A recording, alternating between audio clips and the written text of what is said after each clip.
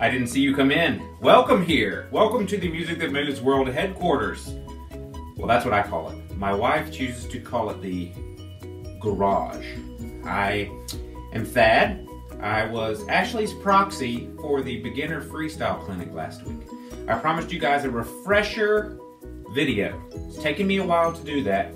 I had to wash this ensemble and get it ready. See, I wanted to match, because see, the compression liner in these shorts matches this shirt really well, and I wanted to wear this in the video, so it took me a little while to get that together. So please forgive me.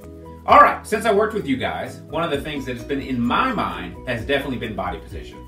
You guys are learning a ton of awesome stuff with Ashley, and those are things that she's taught me all along as well. And when I really kind of put it on the foundation of great body position, it all started to come together.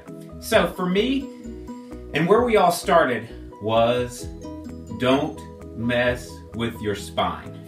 Most important thing, everything comes from your spine. Nice curvature of your spine. All of your central nervous system runs down your spine. You have all of those nerve endings that come out. As soon as your spine is compromised, your brain says, uh-oh, spine's the #1 priority, we need to take care of it. So, it removes power, it removes function, it puts you in weird body positions, which means injury, which means lack of performance, which means lack of power, all kinds of things. So all we want to do is make sure that everything that we do, from an early vertical forearm to the way that we kick, comes from a position that has a wonderful spinal bracing technique.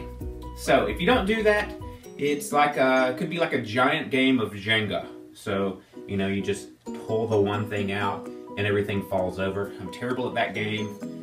Maybe that's why I need to work so much on my body positioning. So, the most important thing we want to do is have a great foundation, a braced spine with everything that we do in swimming, everything we do with biking, everything we do in running. One of the things that we've discussed to make sure that's happening is if you put your hand on your chest, your hand on your navel, you should have a relative position between the two. If the relationship changes, that just means that your spine has changed and it's not braced and it's not protected. So anything that you do in the water, you want to think about making sure your hands aren't getting close together, your hands aren't getting further apart. The other thing that we talked about is your hips being like a bowl of water. So we don't want to spill the water. You don't want to tump your hips forward, tump your hips back, sideways, sideways. You don't want to do the hula, even though that's really cool. I can't do it too well. So making sure this relationship is good, because as soon as you go like this, your spine gets pinched, it's crazy. Most of us want to feel as though we're level in the water, so we poke our butt out. Try to get that butt closer to the water, and what ends up happening is you get back pain, you pinch your back. It's pretty gnarly. I thought that was a cool idea a long time ago, and have thus been fussed by Ashley enough where I realized that it's not. So, what are we going to do to brace the spine? Everyday life, it has to happen. The other thing that's really important is if you can't do it on dry land and understand what it feels like, then it's really, really, really, really, really hard to feel it in a 3D environment, which is the pool. So, the 3 code words: butt, gut, diaphragm. So the first thing you're going to do is squeeze your butt. The next thing you're going to do is engage your transverse abdominis, which is your low abs. Remember the technique that we did where we found our hip bone, pulled our hands just slightly above that, tongue behind the teeth, breathe out, and it pops the transverse abdominis. You lock that in. Now you want to practice breathing through your diaphragm. Remember, 30% of your VO2 max can be lost if you're not breathing through your diaphragm. So you sit there, this is all set. Move into the streamline, and you're ready to go. We're trying to work those elbows together. Man, I hope this looks good. I hope it looks good. Ashley, don't fuss me. So, we gotta brace that spine all the way around. If your spine is braced, then you can get a great kick. You're in a position to get a great vertical forearm, which we talked about. All right, your homework was a few things.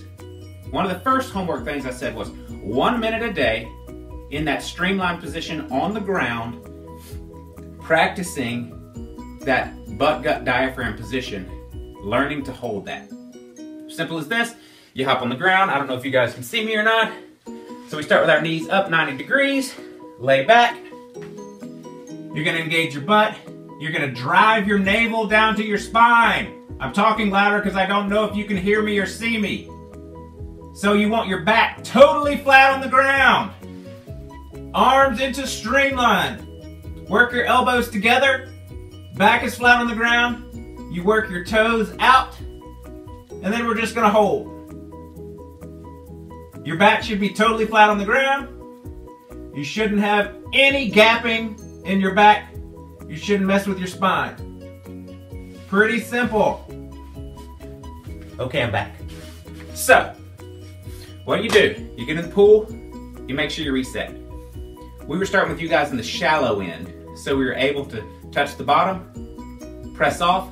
What I asked you to do was come to the wall, find your perfect streamline. Butt, gut, diaphragm, arms up, feel this position, close your eyes, memorize it, and then let go.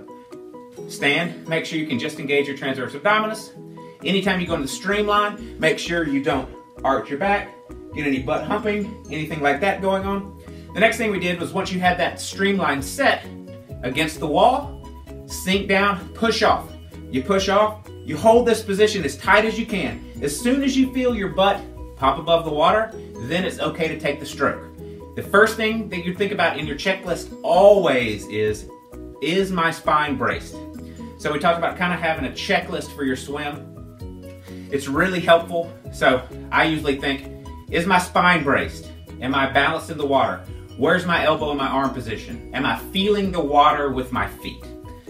So after we went through a lot of the body position stuff, I asked you guys to start thinking about your kick from that body position, meaning most of us want to just whip down and we never think about feeling the water on both sides of our foot. So we talked about, if I put my hand in the water and I slowly go up and down, then I can feel the water on the top of my hand and the bottom of my hand as I push. Same when we kick. I wanted you guys to feel the water up, feel the water down. That way the water becomes solid and you can move right along. I think that's pretty much all we talked about. Streamline stuff, kicking stuff.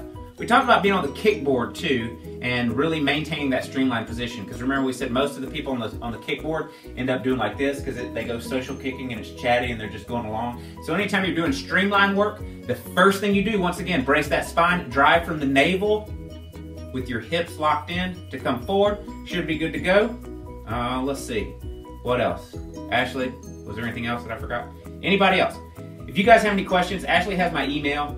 Feel free to let me know. But I promise you, if you can just try some of these streamline exercises, just that one streamline on the ground, a minute a day, every day, it'll come together. Because from that braced spine, from that great streamline position, comes the great, great, great, fast, efficient, easy swimming. And at the end of the day, that's what we want. And I said, hey, if I could promise you I can give you 30 minutes a mile faster on the swim in an Olympic Ironman or an Olympic triathlon, would anybody take it? And everybody said, of course I would want to run 30 seconds faster per mile. So the way that you do that in an Olympic is you swim 6 minutes faster and then you get it. So it's a holistic approach. You have to think about your body as one whole unit and the race as one whole unit. I've probably rambled for about 5 to 10 minutes now on this. I hope that this is useful for you guys. If not, I can get my entire production staff and I can reserve time here again at the World Headquarters.